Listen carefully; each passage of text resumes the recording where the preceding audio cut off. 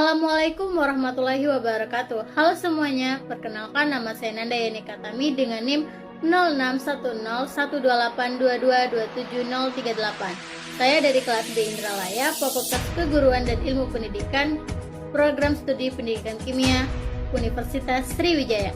Di sini saya akan mereview sebuah materi yaitu Pancasila sebagai paradigma pembangunan politik, di mana materi tersebut saya angkat untuk melengkapi tugas Pancasila dari dosen pembimbing yaitu Dr. Sanjaya MSI. Baiklah, sebelum kita mengetahui materi yang sebenarnya, sebelumnya mari kita jelaskan apa itu paradigma. Jadi, paradigma adalah sekumpulan keyakinan dasar, nilai, teori, konsep, dan metode yang membentuk landasan dasar bagi pemahaman seseorang atau suatu disiplin ilmu. Paradigma membentuk dasar-dasar pemahaman dan penelitian di bidang tertentu, lalu dapat mempengaruhi cara kita memandang dan memahami dunia di sekitar kita, serta bagaimana kita memproses dan memahami suatu informasi.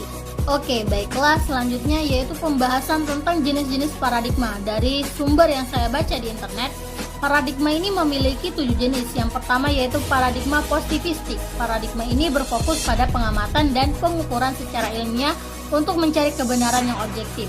Yang kedua ada paradigma konstruktivis, merupakan paradigma yang menekankan bahwa realitas sosial adalah hasil dari konstruksi bersama antara individu dalam suatu kelompok sosial yang berbeda. Hal itu tergantung juga pada sudut pandang masing-masing.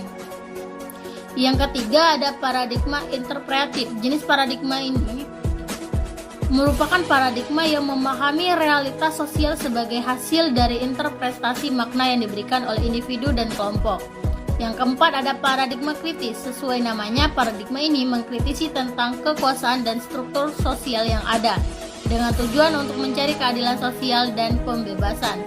Yang kelima ada paradigma feminis. Paradigma ini menekankan pada pentingnya memahami peran gender dan kesadaran gender dalam realitas sosial.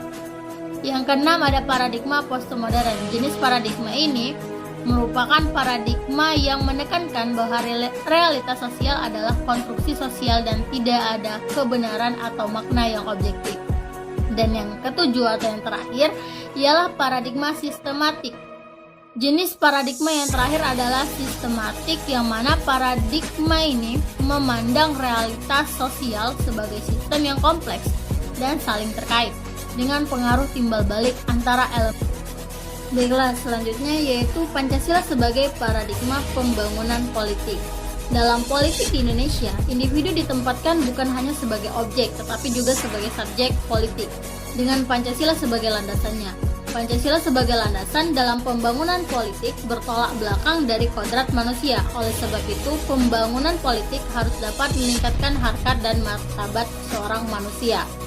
Berdasarkan Pancasila, maka sistem politik di Indonesia adalah sistem demokrasi, yaitu kekuasaan tertinggi berada di tangan rakyat dan untuk rakyat. Oleh sebab itu, sistem politik di Indonesia harus berdasarkan asas keempat Pancasila, yaitu kerakyatan yang dipimpin oleh hikmat dan kebijaksanaan dalam permusyawaratan perwakilan. Selanjutnya yaitu tujuan Pancasila sebagai paradigma pembangunan politik. Untuk menciptakan tatanan politik yang berlandasan pada prinsip-prinsip keadilan, kesetaraan, dan kemanusiaan yang berdasarkan ketuhanan yang Maha Esa. Selain itu, Pancasila juga bertujuan untuk mewujudkan negara yang demokratis, menjunjung tinggi hak asasi manusia, dan menjamin kesejahteraan rakyat. Selain itu, Pancasila sebagai paradigma pembangunan politik juga berperan dalam membentuk pemerintahan demokratis yang menjunjung kebebasan berpendapat serta melayani tuntutan rakyat secara adil, terbuka, jujur, dan akuntabel. Baiklah, memasuki materi yang selanjutnya yaitu prinsip-prinsip Pancasila sebagai paradigma pembangunan politik. Pancasila adalah dasar falsafah negara Indonesia yang terdiri dari 5 prinsip yang sangat penting dalam membangun suatu negara yang adil, makmur, dan berkeadilan. Prinsip-prinsip Pancasila sebagai paradigma membangun politik adalah sebagai berikut. Yang pertama yaitu ketuhanan yang Maha Esa. Prinsip pertama ini ialah prinsip yang mengajarkan bahwa manusia harus mempercayai keberadaan Tuhan sebagai pencipta alam semesta dan segala isinya. Dalam konteks politik, prinsip ini mengajarkan bahwa negara Indonesia didirikan atas dasar keimanan kepada Tuhan Yang Maha Esa, sehingga seluruh tindakan yang diambil oleh negara harus selalu menghormati dan memperhatikan nilai-nilai dalam agama. Yang kedua yaitu kemanusiaan yang adil dan beradab, di mana prinsip ini ialah prinsip yang mengajarkan bahwa manusia harus dihormati dan dihargai sebagai makhluk ciptaan Tuhan yang memiliki hak-hak yang sama. Dalam konteks politik, prinsip ini menegakkan bahwa negara harus memberikan perlindungan dan keadilan bagi seluruh rakyatnya, tanpa memandang suku, agama, ras, dan golongan. Yang ketiga yaitu persatuan Indonesia, di mana dalam konteks politik, prinsip ini mengajarkan bahwa segalanya atau seluruhnya negara harus selalu memperhatikan dan memelihara persatuan dan kesatuan bangsa, serta menghindari segala bentuk perpecahan dan permusuhan antar kelompok. Yang keempat, kerakyatan yang dipimpin oleh hikmat kebijaksanaan dalam permusyawaratan perwakilan, di mana dalam konteks politik prinsip ini menekankan pentingnya partisipasi rakyat dalam proses pengambilan keputusan politik dan bahwa kebijakan-kebijakan negara harus dihasilkan melalui proses musyawarah dan perwakilan yang demokratis. Dan yang terakhir yaitu keadilan sosial bagi seluruh rakyat Indonesia. Prinsip kelima ini adalah prinsip yang mengajarkan bahwa seluruh rakyat Indonesia harus mendapatkan hak yang sama dalam menikmati kemakmuran yang dihasilkan oleh negara. Dalam konteks politik, prinsip ini menekankan pentingnya redistribusi kekayaan dan kesempatan secara adil dan merata, serta menegakkan bahwa negara harus berperan aktif dalam memberikan kesempatan yang sama untuk berkiprah dalam dunia politik. Materi yang terakhir yaitu implementasi Pancasila sebagai paradigma politik.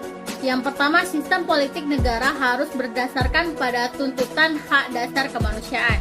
Yang kedua, para penyelenggara negara beserta elit politik harus senantiasa memegang budi pekerti yang kemanusiaan, serta memegang teguh cita-cita moral rakyat Indonesia.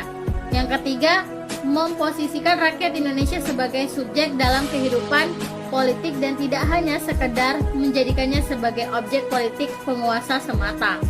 Yang keempat, mewujudkan tujuan negara demi meningkatkan harkat dan martabat manusia di Indonesia. Yang kelima adalah amanah dalam menjalankan amanat rakyat. Dan yang terakhir yaitu mencerdaskan rakyat dan memahami politik tidak hanya menjadikan rakyat sebagai sarana mencapai tujuan pribadi ataupun suatu golongan. Jadi kesimpulannya ialah Pancasila sebagai paradigma politik dikembangkan berdasarkan asas keempat sila Pancasila.